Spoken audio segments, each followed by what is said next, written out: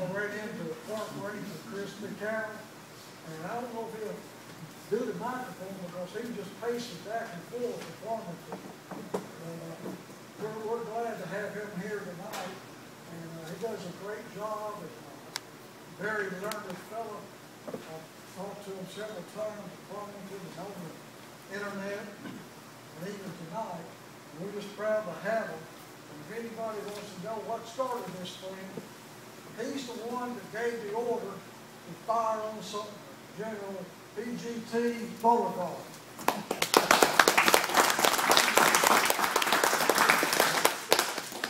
I started it. Thank you.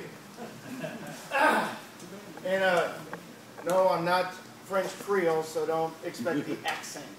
I won't even try.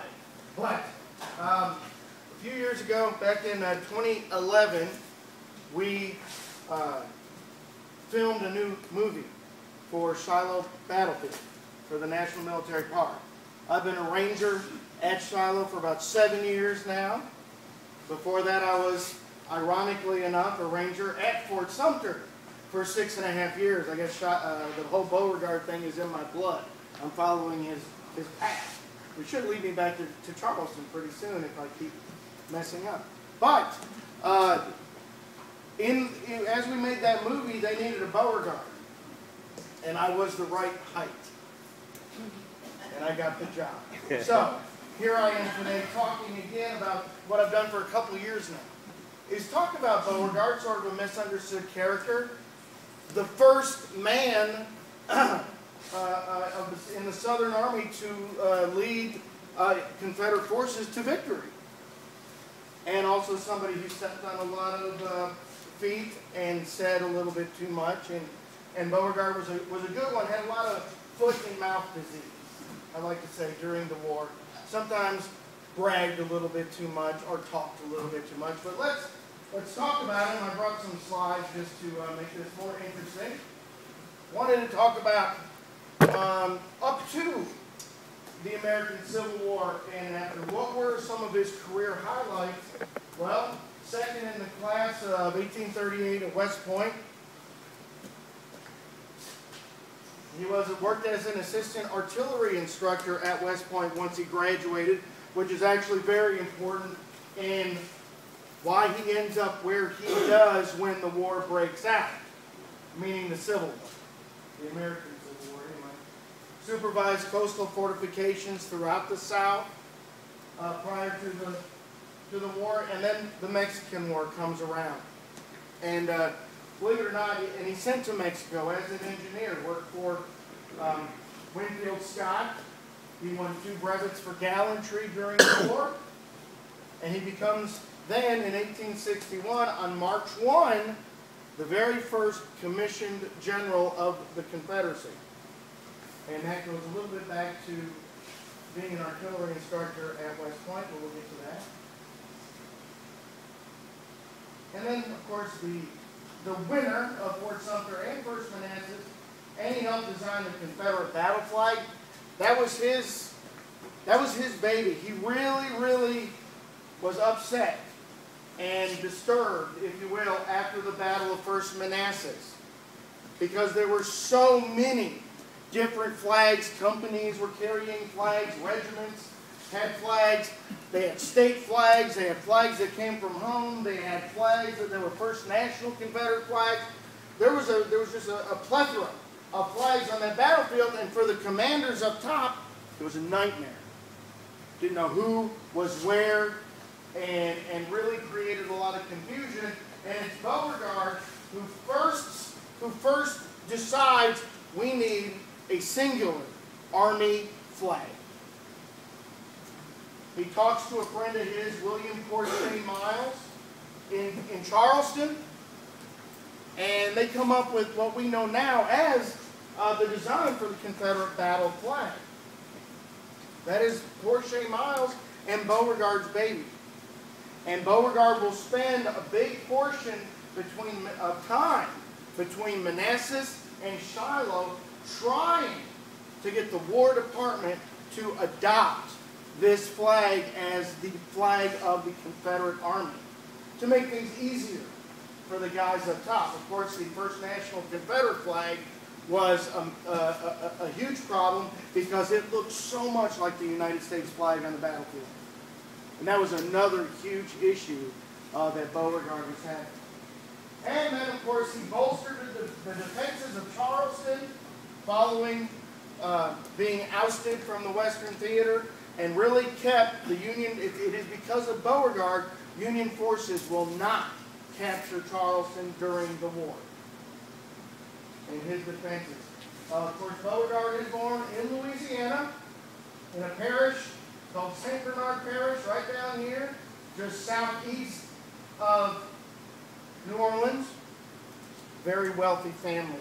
The Beauregard, Toutant Beauregard family were sugar planters, and very wealthy and very French.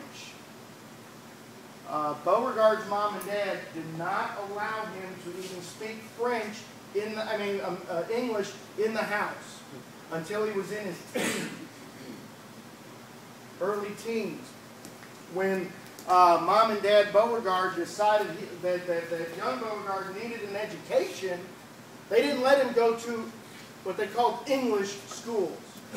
They did not want to be part of the English American society at all. They were French.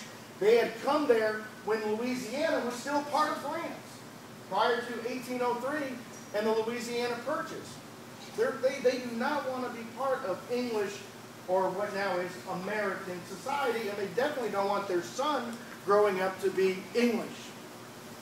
So instead of sending him off to school, they get some tutors. These tutors, these two gentlemen had been in Napoleon's army and had to leave France once Napoleon was exiled. And they come to America, and now they are in New Orleans, and now they are going to be Beauregard's tutors. Well, these are the two men, these gentlemen, who introduced Beauregard to the military. And once that bug caught, he never got rid of it. He knew he wanted to be in the military, and on top of that, he wanted to be in the American military. He wanted to go to the United States Military Academy at West Point. His parents said, no, no, no. That is an English school where they speak English. And they teach all sorts of things. It's not a French school. We want to send you overseas. No. Beauregard put his foot down, and at 16 was admitted to West Point. His parents finally acquiesced. A couple younger photographs of Beauregard.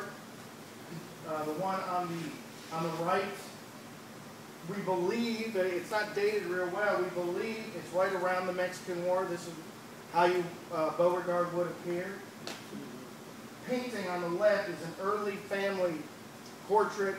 We're not sure the year of that one either. His family, once he got out of West Point and was stationed around the United States as an engineer, he married another French Creole family lady, Marie Laure, in 1841, another wealthy sugar planting family. They had two sons and a daughter. The daughter, when she was born in 1850, actually cost the life of Marie. Beauregard would be a bachelor for the next decade.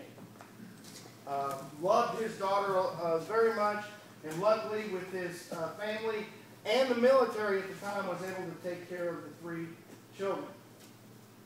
Prior to the war, right after the Mexican War, he arrives back in New Orleans, and he is upset. During the Mexican War, he only earned 2 brevets for gallantry in the war. But Lee, somebody named Robert Lee, and a guy named Zealous Tower both earned 3 brevets for gallantry during the Mexican War. Beauregard begins his foot and mouth disease. He starts complaining to the Army. He starts writing letters. He complains all the way up top to General Winfield Scott, trying to get another. He felt he should have earned that other brevet. While he's in New Orleans, though, he's got a great job as an engineer working on the defensive coastal fortifications. And he marries a lady by the name of Caroline DeLong. Carolyn belonged, and very important to him, not the big love story you see with the first wife who he really loved and had 3 children with. These two do not have children together. They are married in 1860. The important thing is Carolyn is the niece of Congressman Slidell. He becomes a very important Confederate politician. He supports Pierce in the election in the early 1850s. And then he becomes superintendent of the New Orleans Custom House from 1853 to 1860 and gets very upset and thinks about leaving the Army because he is not advancing. A lot of guys felt that way before the American Civil War. General Scott actually sends him letters of praise. He stayed in the Army and finally got the job he coveted, superintendent of West Point. But look at the year. It's 1861. Beauregard took command on January 27th. His orders are revoked on January 28th. The shortest superintendency of West Point ever. And Beauregard casts his lot with Louisiana and the South. The first Brigadier General of the Confederacy. And of course, fights that first battle. And I put that in quotes. I don't know if a lot of you have been out to Sumter and Charleston. 85 to 87 Union soldiers, or United States soldiers, are holed up in Fort Sumter in the middle of the harbor. 5,000 brand new provisional troops of the Confederacy ring the harbor, along with a lot of big guns, a lot of big cannons. And Beauregard is sent there to take command because he's so awesome, right? No. It's a very political move. The Confederacy makes Beauregard the first general and sends him to Charleston to take command of this situation because he is good friends with this guy, Major Robert Anderson, the Union commander of the garrison in Fort Sumter. When Beauregard graduated from West Point, he became an assistant artillery instructor. Who was the head artillery instructor? Robert Anderson. They were good friends. Families got along famously. They went out picnicking together at West Point at the time, and they became very, very close. And the Confederate government, Davison and the bunch, the cabinet, really felt if we send a good friend of Anderson out there, maybe he can talk him out of this situation. It won't lead to a shooting war. We can talk them out of that fort and off of that southern ground. Of course, we know what happens. They're going to lead the fight. And Beauregard's going to win. Then Beauregard gets command of an army called the Army of the Potomac up in Virginia. And he wins, not necessarily by anything he did, he wins the Battle of First Manassas on July 21st of 1861. The next day, President Davis makes him a full general, one of only 5 in the entire Confederate Army. Just behind Johnston and Samuel Cooper and Joseph Johnston, you've got General Beauregard. This is his apex this will be the apex, the top of his career in the Confederate Army. When he reaches that rank and now has become the biggest hero in the South. Not only did he win Fort Sumter, the first battle of the war, he now won the first great land battle of the war and sent the Union Army scurrying back to the defenses of Washington, D.C. Beauregard is loved by all the civilian and military population of the South. Women are in love with this man. Not only is he a winner, and he's a very snazzy dresser, but he's very exotic looking. He's French, and ladies are sending him pressed flowers and love letters, asking for buttons and locks of hair. He's a rock star. And then something bad happens. go the wrong direction. Within a week, he starts complaining. After the victory at Manassas, he writes a letter to his good friend, I mentioned him earlier, William Portrayed Miles, and another good friend, James Chestnut, who are now in Confederate Congress. They are big Beauregard supporters, and Beauregard writes them a letter saying, you know what, you guys are not giving me what I need. If I had supplies and wagons, we'd be in D.C. right now and Lincoln be running to Canada. But you aren't giving us what we need. The Army needs stuff, and the War Department, and you guys, oh, and the President isn't giving me what I need. It is their fault that I am stuck here south of D.C., unable to move. Well, Chestnut and Miles do something that Beauregard probably figured they would do. They read the letter out loud on the congressional floor. And all the papers picked it up. Davis is furious.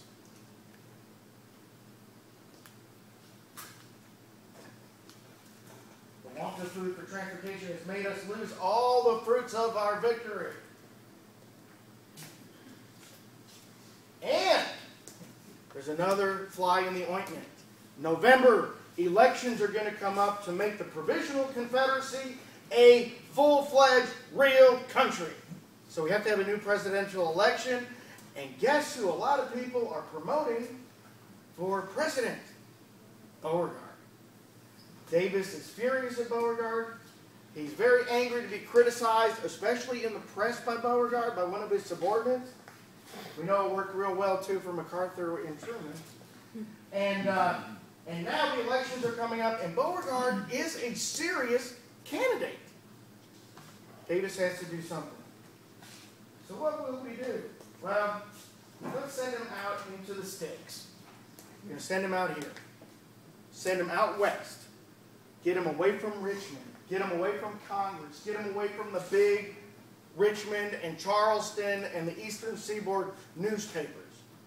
Let's get him out west, and we'll put him under second in command to Albert Sidney Johnston, who does outrank him. He got his full generalship first. So Beauregard would just, he would have to be second in command. He could not be in command of the Army. Beauregard is very reluctant, but feels that if he doesn't take the job, he might be fired. That would never happen because he's so popular right now, but he's worried about it. So he will come out west. And by February 4th, 1862, he meets Johnston in Bowling Green for the very first time. They have a great respect for each other. In fact, so much so that Johnston, who is not having a very good winter, and it's going to get worse as it goes on.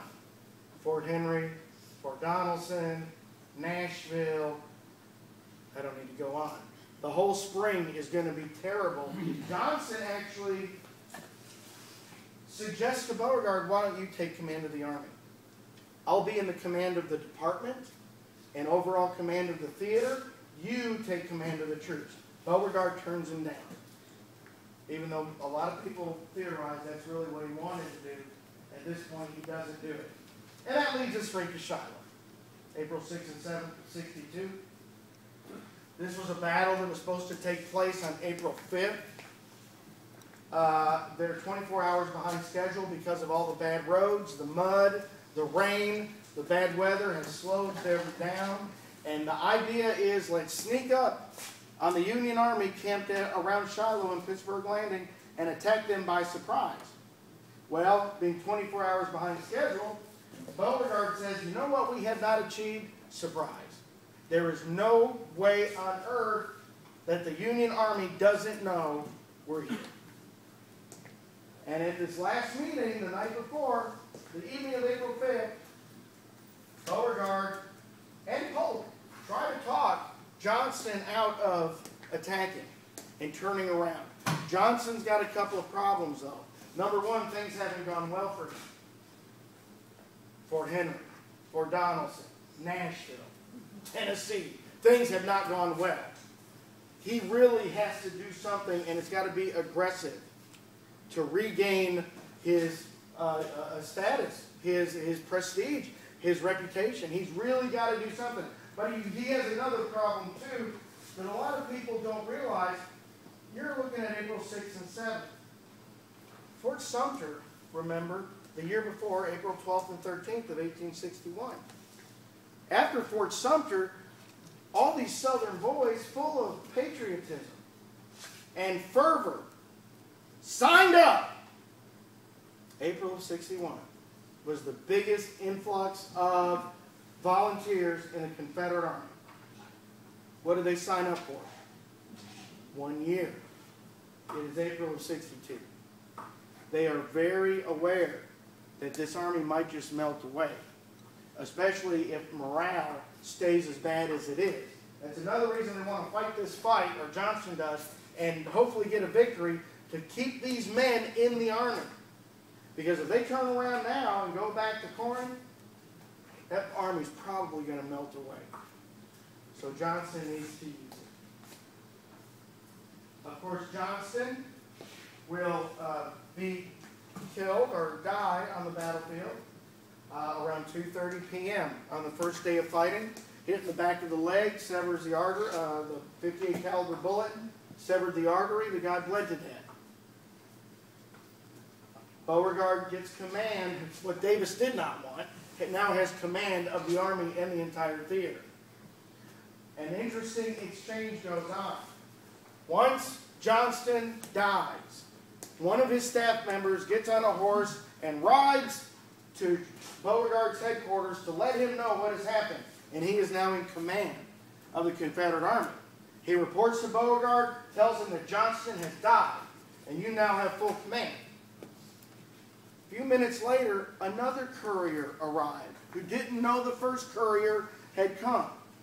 This courier comes to tell Beauregard, "Sir, Johnston has died. You are now in full command of the Confederate Army." Then a third character shows up.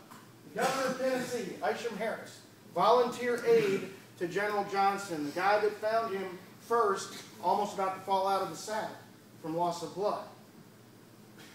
Harris shows up about 15 minutes later, not knowing the first two couriers had arrived, and goes into the tent, Sherman's old tent, where Beauregard has his headquarters, and informs Beauregard, "Sir, Johnston has died. You are now in full command of the army." And Beauregard says something he probably shouldn't have. Well, but the rest of the fight seems to be going well. That's what Harris remembers. Causes a little bit of controversy that some people pick up on and never forget. Was Beauregard really, this leads to a lot of people saying Beauregard wanted that job of commander of that army. It didn't matter how he got it. Really what happened is Harris just didn't know the first two couriers had already informed him, and Beauregard was busy and probably sick of hearing it. And said, "Yes, but the rest of the battle seems to be going well." That's the way things happen sometimes. And then Beauregard, again, suffers from foot and mouth disease. At the end of the first day at Shiloh, and I got a story about this too, a personal story, but at the end of the first day at Shiloh, April 6th of 1862, the Confederate Army has pushed the Union Army all the way back to the river, Petersburg Landing. But darkness is coming. The army is exhausted. The army is completely disorganized. And Beauregard and a lot of the other commanders up top really feel, we've whooped him. Brant will never recover from what we just did. Let's disengage, leave them alone, and they will depart. They will use their river boats and leave. So that's what they do. They disengage that night, and they try to resupply and rest the army. Beauregard does something terrible. He sends a telegraph to Richmond, telling of a great victory. Richmond the next day is celebrating. Bells are ringing. Beauregard has won this huge victory in the West, and this is great. This is the third victory he's won, and pushed the Union Army out of central Tennessee. The people in Richmond don't learn about April 7th for about 7 to 10 days. When Davis and the folks in Richmond realized the truth, Beauregard's name is mud. And you get this little song. Here's the two-song Beauregard. For the truth has no regard. In Satan's clutches he will cry. We got hope Satan's victory. Becomes a very popular song in the newspapers. On a personal note, last year I got to be part of the reenactment at Farmington. Came and did Beauregard and met Mark. And a lady, the day I got there, got out of my truck. I'm in this uniform. I'm getting my stuff out, and a lady, out of nowhere, just a visitor, a tourist, not even a local, I don't believe, storms up to me and starts berating me. Yelling, and she is seriously mad. This wasn't a pretend thing. She was mad at me. Portraying Beauregard, she was mad at Beauregard. She still, when she yelled at me, why? Why did you call up that attack on the first day? It's your fault. And she would, I tried to talk to her, she's, no, I know it. Still to this day. Ma'am, I am sorry. I'm whatever I can. Of course, following the loss at Shiloh, General Beauregard and the Confederate Army limped, and I say it because a lot of those guys were, back to Corinth and dig in. And they're going to dig in and await the inevitable. Sooner or later, Grant and Buell are going to come down here after us. So they dig in. Van Dorn finally arrives from the west. Beauregard has about 50,000 effective troops under his command. But the problem is, they're in Corinth. Y'all are familiar with Corinth. In 1862, you know what Corinth is? A swamp. It's a swamp. You have 50,000 men in a town of 2,000. You have swelled this to a city in a swamp. Water becomes putrid. Sanitation is horrible. Cholera breaks out. Measles break out. Dysentery is running rampant. More Confederate soldiers died while dug in Corinth for 1 month than were killed in the Battle of Shiloh. So Beauregard's got a big problem. His army is slowly dying. And what if he does hold Corinth?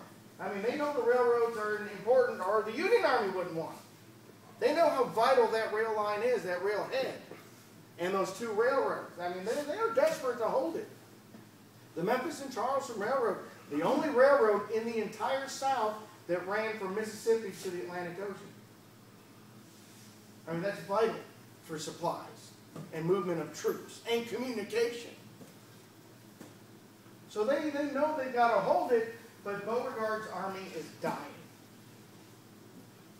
And what if they hold out for another month? What is it going to change? Is Beauregard's reasoning? He knows sooner or later they're going to get in behind them and they will be cut off, surrounded. So Beauregard will, and in a very, very, very good fashion, be able to extract the entire army, all of the rolling stock, all of the supplies, even all of the wounded, right out from under the Union forces' noses, and fall back into Mississippi. Live to fight another day. But then Beauregard does something, one more thing, he keeps doing things, does something else to sort of mess up his career. He decides after they fall back to Jackson, you know what, I need a vacation. Now Beauregard has been suffering from a terrible throat problem. We're not sure exactly what it was. He did have some sort of surgery before Shiloh. He arrives at Shiloh in an ambulance. He's too weak to ride by himself on the move from Corinth to the area around Shiloh. All right? He is in really feeble condition. And after his deal at Corinth, he's not any better. So he decides to go down to Mobile to go to the hot springs and take the waters. Problem is, he didn't tell anybody. He didn't ask permission.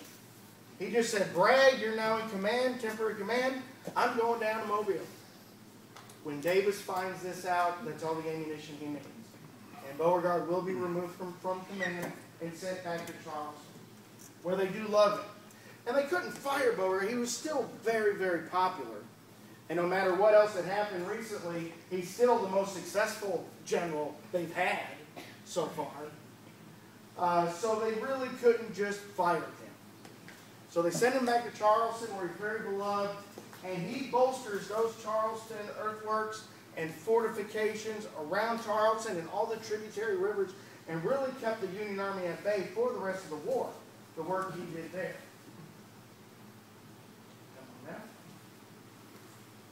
Of course, Beauregard, along with Johnston, will surrender the Army of Tennessee there in North Carolina in 1865, and goes back to New Orleans.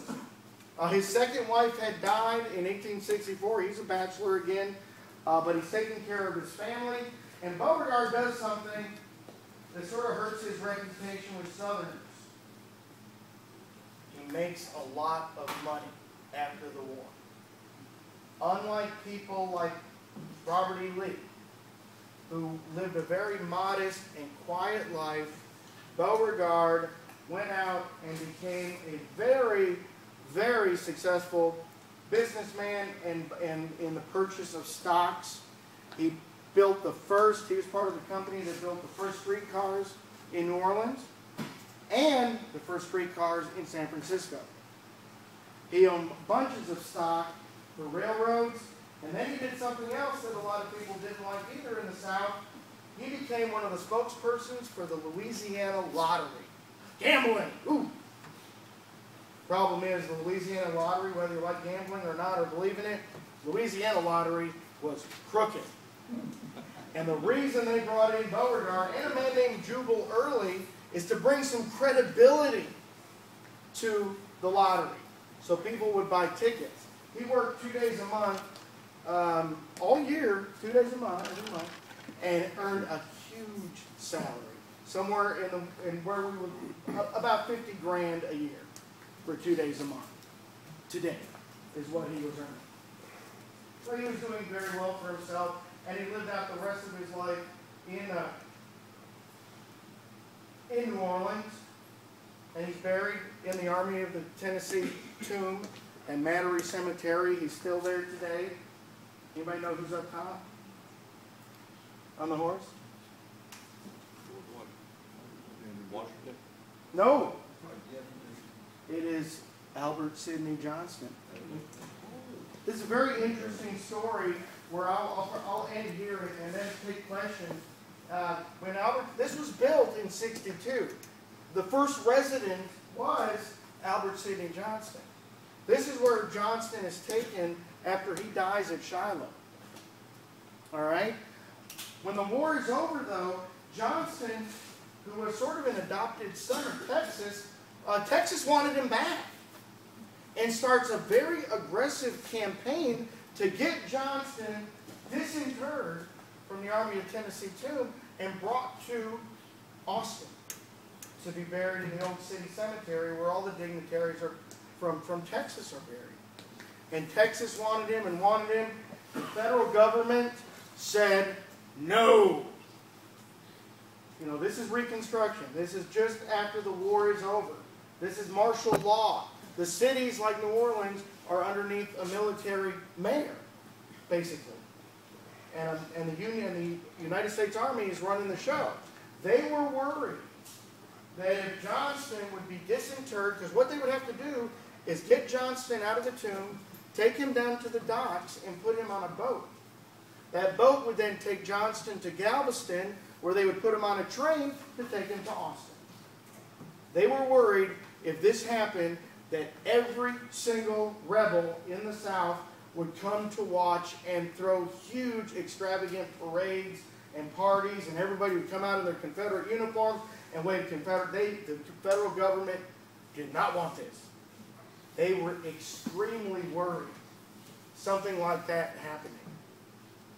But Texas kept on and on and on. Finally, the federal government acquiesced and said, sure. They brought him, they disinterred Johnston at night, took him out of the tomb, And things didn't start well because the official pallbearers showed up. Who are the pallbearers? Beauregard, Logan, Early, Longstreet, Loring. You get my drift? They did all come out. Guys, Bragg and Beauregard for the first time together since all the problems between those two to take their commander's body to the boat. And they did. And everybody did show up. The streets were lined with people. But there were no big parties. It was very, very respectful. They put him on the boat, took him to Galveston. The boat got to Galveston. What was waiting? Every former Confederate Texas officer was there. Got him on a train, and that train was stopped all the way, every little town, all the way to Austin. If you ever get to Austin and go see where Johnson's buried there in the city, it's the most magnificent tomb. It's very nice, very nice. But that's the story post-war. Beauregard and several other community leaders and Confederate officers are buried in the Army of Tennessee tomb in New Orleans. If you ever get a chance, it's well worth it, and it did survive the Hurricane Katrina perfectly. So everything is good. All right, well, do you all have any questions? I open the floor. You guys are writing a lot down, I wonder. Any questions about Beauregard or his role in the war, maybe? Regarding Sumter, did the Union forces promise not to reprovision Sumter, and then they broke that promise? The War Department for the North never said they were not going to reprovision. They did ask over and over again if they could, and they kept being turned down. And really what we're talking about here is over the course of maybe 4 weeks of the entire episode. Because prior to about 4 weeks before the actual bombardment of Fort Sumter, before Beauregard even got to Charleston, those guys got newspapers every day. Their wives and girlfriends were visiting every day, the soldiers out there at Sumter. The quartermaster of the fort was able to go into town by boat to purchase fresh fruits and vegetables because they did not want, the Confederate government did not want those guys out of Sumter to start getting sick and dying because then they'd look like hostages. And that wouldn't play well in France and England. So they were giving them everything they wanted.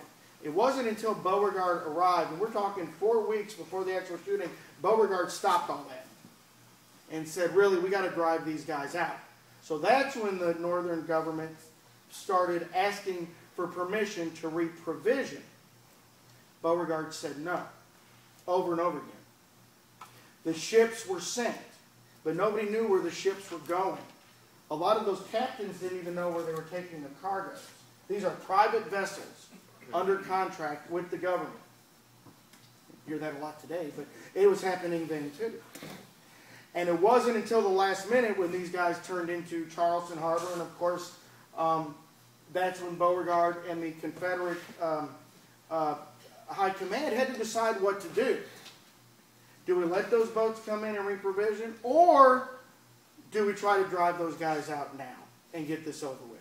So that was the icing on the cake for the Confederates. They had to make that decision, and the decision was, let's drive them out. They couldn't allow, plus the boats had somewhere around 200 Army reinforcements. And they could never let those guys arrive and help bolster the defenses of Fort Sumter.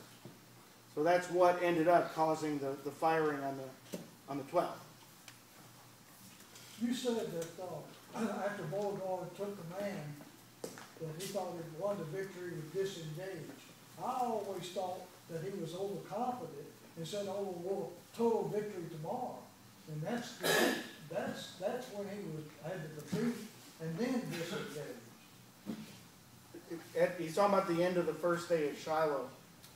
Beauregard knew the biggest thing to think about, of course these guys are professionals.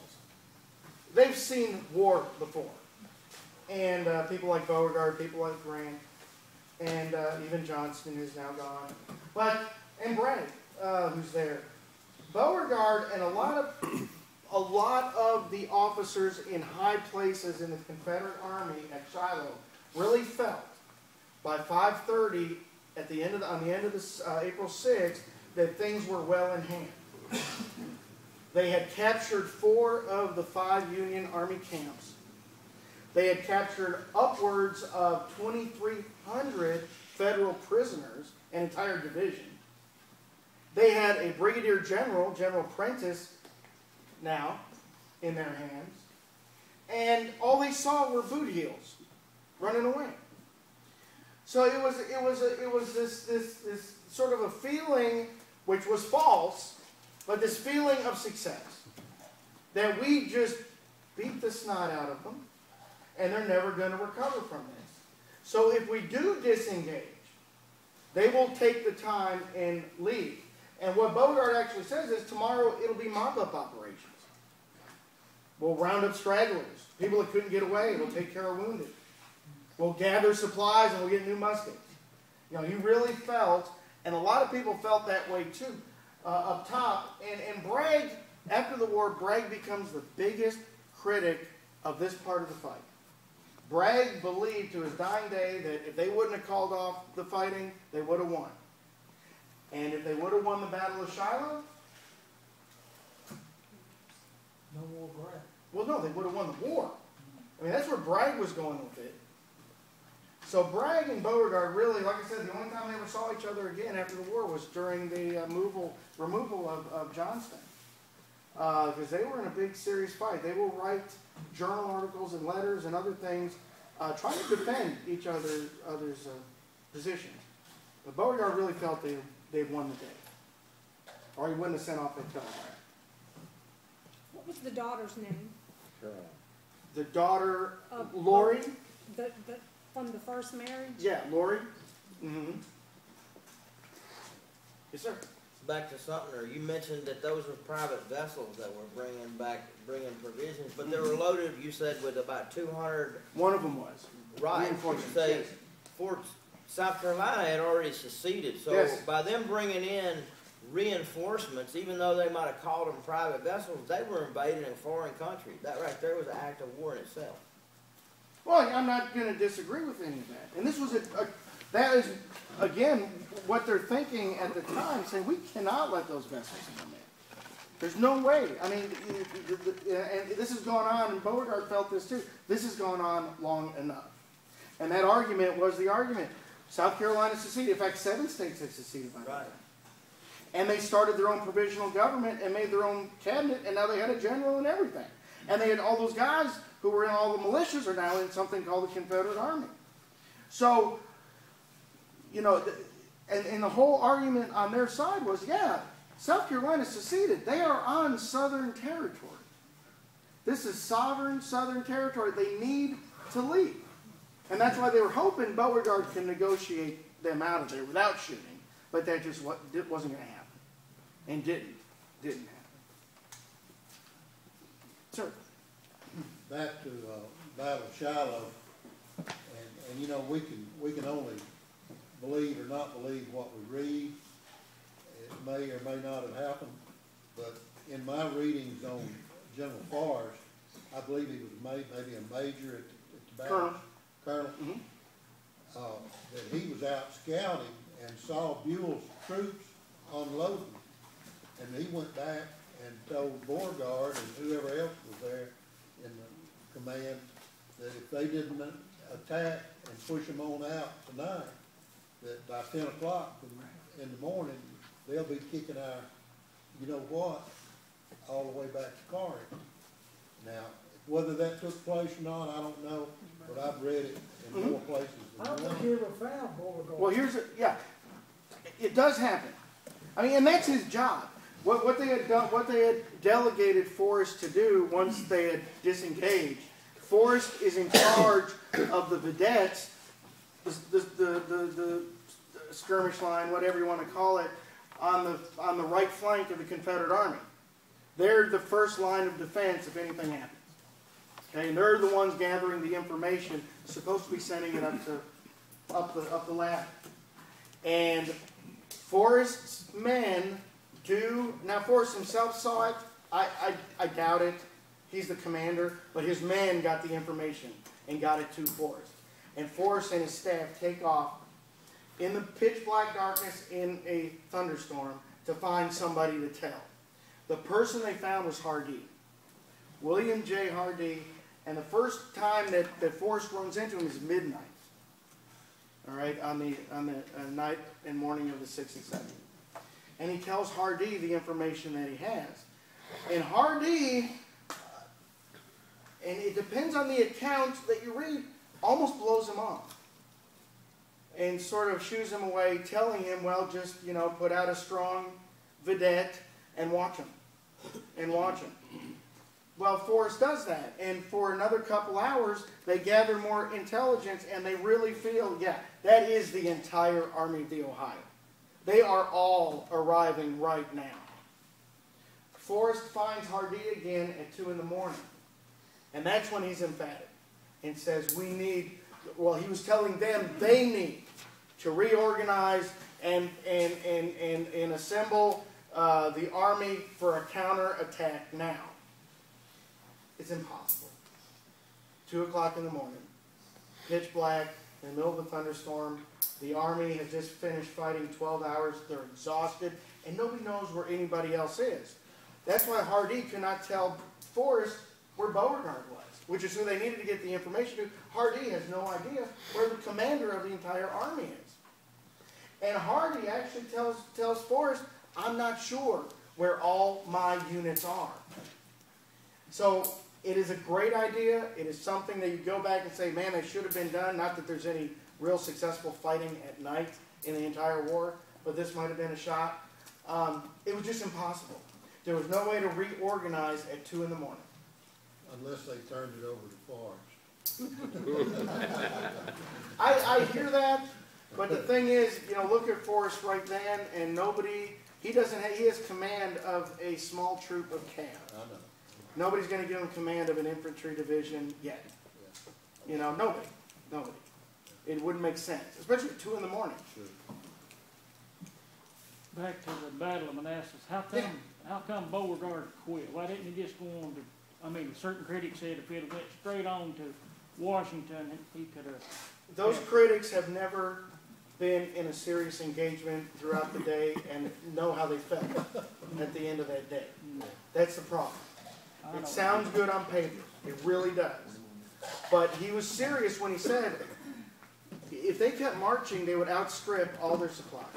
They would outpace their supplies. And that was scary. Because if they get too far ahead of all their supplies, they're going to be left out in the wilderness with nothing. And Napoleon said, army moves on its stomach, and they couldn't get around that. If you can't feed your army is not going to win no matter what. All right. Oh, hold on. He had his hand up first, sir. And then they want to go, I think. To me, I find it amazing how well they kept the troops organized under the condition, lack of communication, loss of personnel, and so forth. That's one of the amazing things to me about the whole war itself. But going back to Fort Sumter, I read a book called Spies of the Confederacy. And the Confederates, they had spies all over Washington, D.C. They had them in the War Department.